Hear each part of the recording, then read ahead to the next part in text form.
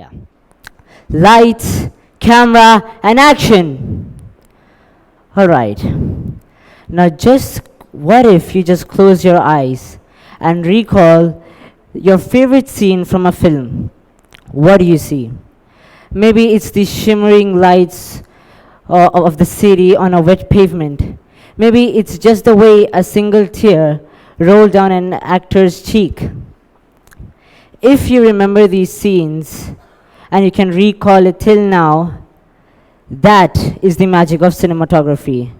And the usage of cinematography was done by the cinematographer, obviously, and that's where the cinematographer wins. Because the main goal of a cinematographer is to deliver the audience a scene that is so good that they remember it for a long time. Good afternoon, everyone. My name is Muaz from grade 10 TEDxSolitaireGlobalSchoolsAttapur Global Schools. And today, I'm going to speak on a very underrated topic, but interesting, which is script to screen. All right. So first, there is cinematography.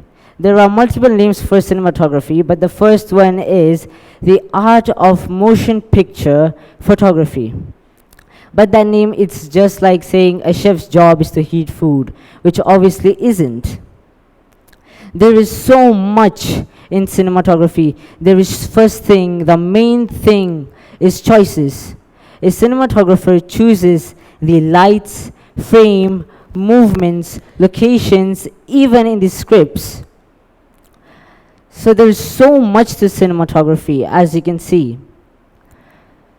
But people don't recognize it for some reason. It is embedded in the world somewhere. There's many less people that talk about it. All right. So now it's the cinematography is the difference between just a random clip of the sea and this scene from Titanic, where the Titanic is sinking, and whilst there is a lifeboat which contains people in it.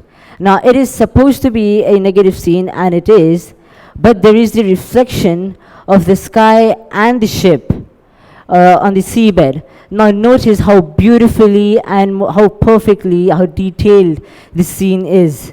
And it's a negative scene. So that is cinematography. So now, let's go deep and do more research. All right, what is a cinematographer's job? A cinematographer's job is to convert the director's narration into visually moving pictures, creating scenes with his unique abilities and creativity. A cinematographer blends his technical skills with artistic intuition to deliver and serve the best scene that the audience can visually see and be visually pleased with. It's not just about creating a scene. You have to look at the location, frame, movement, even the camera angle, and the camera too, the model of the camera, and even the camera lens. The cinematographer has to be that detailed and experienced. Now, moving on, let's talk about where do we learn cinematography. It's such a big art. Just go watch your favorite film. Now, a question may arise in your mind. Muaz, what are you saying? We can learn such a big and a beautiful art just by watching a favorite film? No, you can't, but the basics, obviously you can.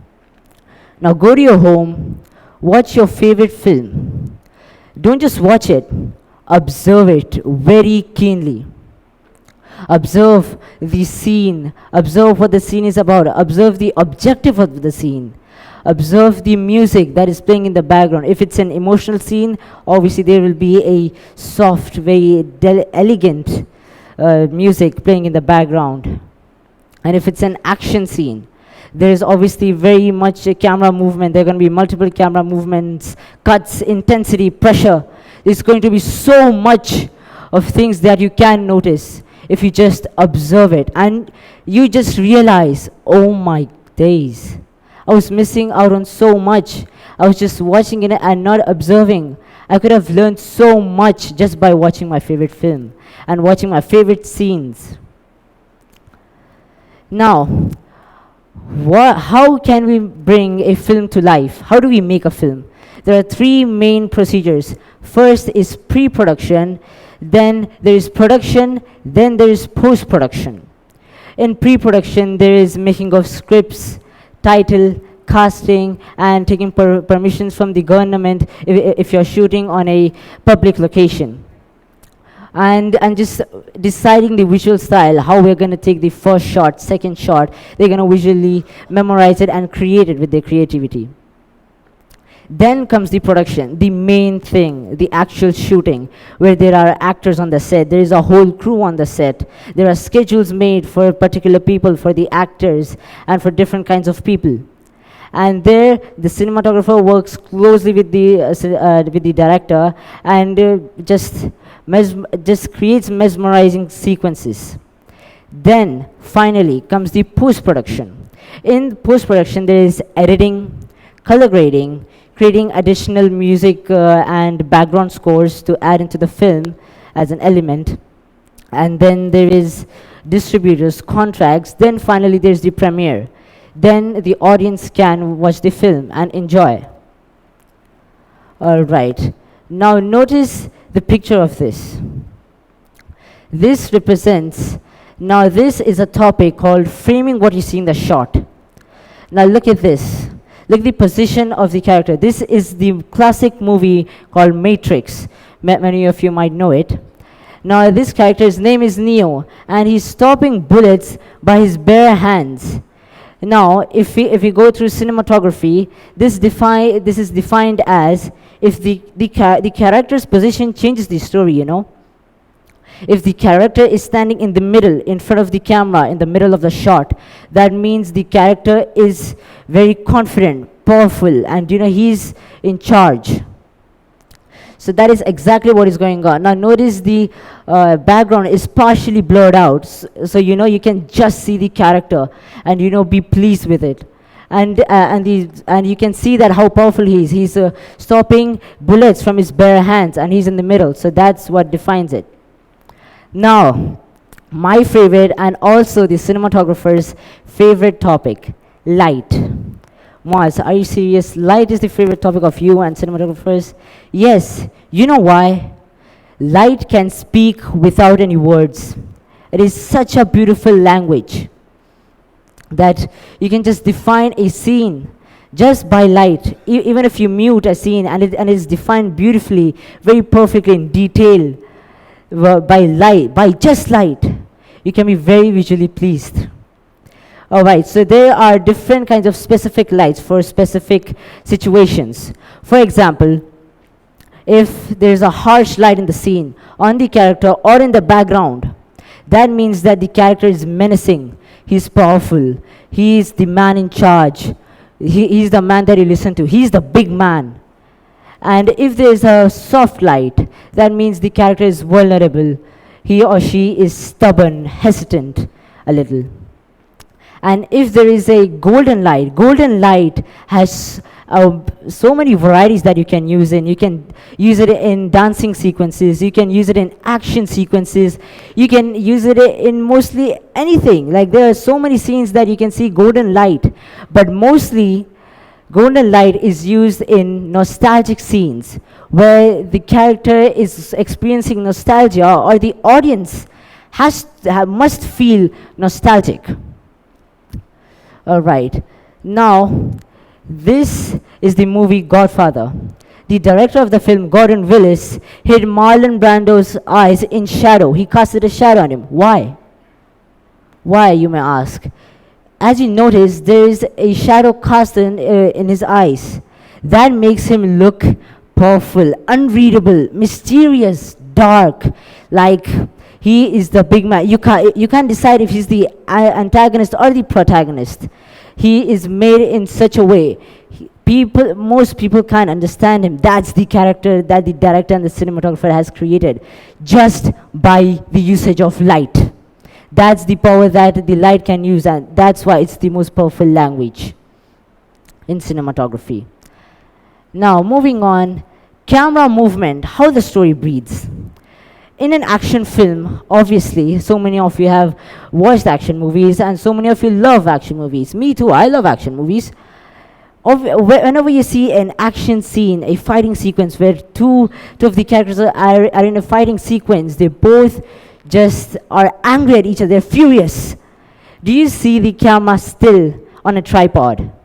Even if you have placed your camera on a tripod, you can't move it around. The movement is so limited.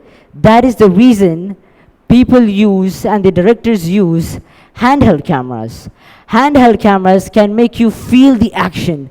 It makes you live in the action. It makes you feel like you're in the action in the film. So that is why. Now notice this scene. This is the film, a very beautiful film called 1917. Now just notice this scene. Observe it for a moment. What do you see? You're seeing a scared soldier running in just plain grass, and there's an explosion behind. But there's something unusual that you see, don't you?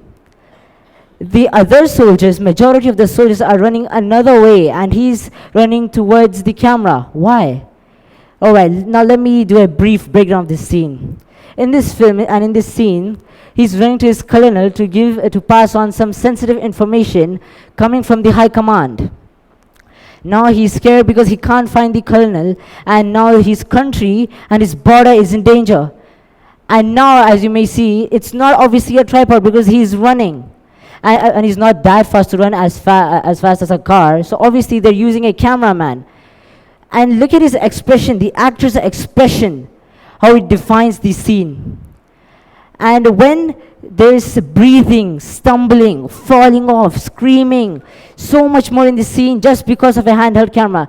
If it was a still camera, they couldn't have done so much more in the scene. It would have been a very boring scene. It has so much definition. It is so well defined that you can feel that you're watching this film and you know what soldiers go through, what soldiers went through in our history. All right, so now, how to frame feelings in the film? All right, whenever a movie is released, what do you see on the internet or social media?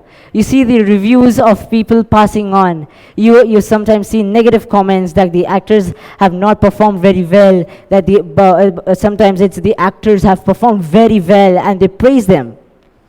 So now, it's even the cinematographer's job too to frame feelings into the film. Now, how do they do that? There are so many things that you can frame feelings into. First, the most used one, the most common one is light, music, background score. And the main thing is the actor's performance. A cinematographer and the director just gives you a theory. They say you have to cry in this scene because of this and that, blah, blah, blah. But you have to create that thing in your mind. How am I going to cry? How is my face going to look? How is my facial expressions going to look? So that's what you decide and you act. That's why there's so now example in the film Tare Zameen Par. Every one of you, I can confirmly say that this movie is a very classic movie and a nostalgic movie for sure. It's my favorite film. Now this scene, you might have remembered that Ishan is crying in his hostel's restroom. Why? He's missing his mother and he's so lonely. There's no one present to, console him or just it's gonna be okay, Ishan. I am with you. Everything's going to be fine. There was no one with him at that moment. Now look at this picture and look at Ishan's face. He's crying and there's a tear that is about to fall from his chin. That defines that he's so sad. And obviously, as I've said before in the speech, there is a cold blue light in the background and you can see the cold blue light and the reflection of it. So that defines that he's so lonely.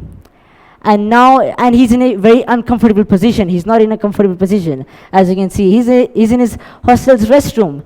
And if you remember the scene perfectly, now there's a song called Meri Ma. Now there's a lyric going on defining that he's missing his mom, he's scared of the dark, and so much more. Now you can just see the acting and the direction, the narration and the visual, how visually pleasing the scene is, how well it is defined. Just see it. Tears, it looks that he's sad. And he was just 9 years old. That guy was just 9 years old, and he's going through so much. All right. Now I would just like to define a small image from the movie Padmavat, directed by Sanjay Leela Bansali. Now look at Ranveer Singh and look at the background. The background is blurred out. You can partially see the characters. These are his soldiers, and his name in the film is Alauddin. Now look at him. He's giving an evil smirk. You can just, identify how evil this man can be, how brutal, how cruel, arrogant he is by his smirk. Just that can define. Now that is an actor's job, and that is the reason he got an award after that film, for that film. And you can see how nicely the director has presented the character, how well it is defined. Now this job was done by the cinematographer and the director for sure, but even the actor played it very well. All right, so in the climax, what I would like to say is, see the world differently, man. Like, whenever you see a film, don't just sit there and be like, wow, what a story. Observe it. Observe it keenly. Oh my God, the music, the soft music, the lighting, cold blue light, that means he's lonely. And if it's just a music, if it's even a song can define what the character is going through, the lyrics, the music. There is so much more, and music can play with your emotions, remember that. So yeah, cut. It's a wrap. Thank you everyone.